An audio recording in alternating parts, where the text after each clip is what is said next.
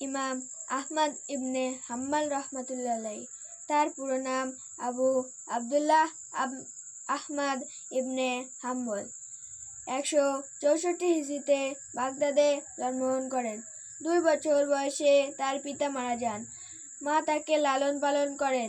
প্রথমে তিনি ইমাম আবু ইউসুফ রহমতুল্লাহ আলাইহির মজলিসে যেতে থাকেন এবং 16 বছর বয়সে হাদিস পড়তে শুরু করেন।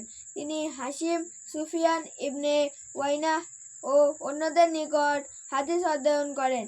ইমাম আহমদ ইবনে হাম্বল রহমতুল্লাহ আলাইহি সর্বপ্রথম 187 হিজরিতে মক্কায় গমন করেন এবং সেখানকার মুহাদ্দিসগণের নিকট হতে হাদিস শ্রবণ করেন।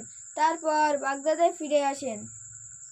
196 হিজরিতে তিনি আবার মক্কায় যান এবং সেখানে 3 বছর অবস্থান করে মুহাদ্দিসগণের নিকট হতে হাদিস শোনেন। অতঃপর ইয়েমেন গিয়ে আব্দুর রাজ্জাক রহমতুল্লাহ আলাইহির নিকট থেকে হাদিস শোনেন। তিনি এভাবে বিভিন্ন শহরে গিয়ে অনেক মুহাদ্দিসের নিকট হতে হাদিস শোনেন। ইমাম আহমদ ইবনে হাম্বল রহমতুল্লাহ আলাইহির ফিকহ অত্যন্ত সরল ও সহজ। ইমাম আহমদ ইবনে হাম্বল রহমতুল্লাহ আলাইহি ইমাম আবু ইউসুফ রহমতুল্লাহ আলাইহির নিকট হতে হানাফি ফিকহ, ইমাম শাফি রহমতুল্লাহ আলাইহির নিকট হতে শাফি ফিকহ এবং মুহাদ্দিসগণের নিকট হতে হাদিস শাস্ত্রের পরিপূর্ণ জ্ঞান অর্জন করেন। কুরআন ও সহিহ হাদিসের উপর আমল করাই ছিল তার নীতি। মালিকিদের মতো মদিনাবাসীর আমলকেও তিনি দলিল মনে করতেন না। সর্ব অবস্থায় সহিহ হাদিসকে তিনি আমলযোগ্য মনে করতেন। এই কারণে বিতর্কিত হাদিসের ক্ষেত্রে তার ফিকহে বিভিন্ন প্রকার হুকুম পাওয়া যায়।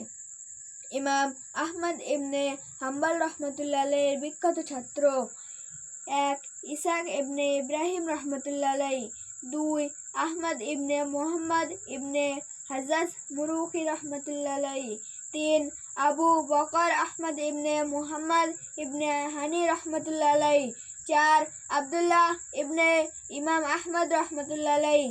হাদিস শাস্ত্রে তার অবদান: ইমাম আহমদ ইবনে হাম্বল রহমতুল্লাহ আলাইহি স্বয়ং হাদিসের কিতাব মাসনাদ লিখেছেন। এতে 40,000 হাদিস আছে। তার পুত্র আব্দুল্লাহ তার নিকট থেকে রিওয়ায়াত করেছেন। ইন্তেকাল: ইমাম আহমদ রহমতুল্লাহ আলাইহি 241 হিজরিতে ইন্তেকাল করেন।